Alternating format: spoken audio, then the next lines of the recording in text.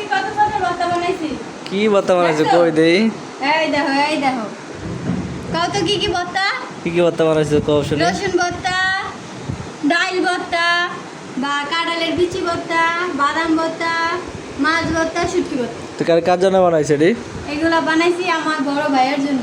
আজকে আমার বড় ভাই আসবে 3 বছর পর, এই জন্য তার জন্য বানাইছি। আরো আছে, আরো অনেক তো কিছু বিদেশ আছে। থেকে আইবো তুমি এই ভর্তারই খাওয়াইবে? হ্যাঁ, কারণ বিদেশি মানুষেরা এই সব মিস করে খুব, কারণ মাংস এইসব তো খাইতেই থাকে, এইসব তো আর পায় তো না। দেখি আমি একটু দেখি।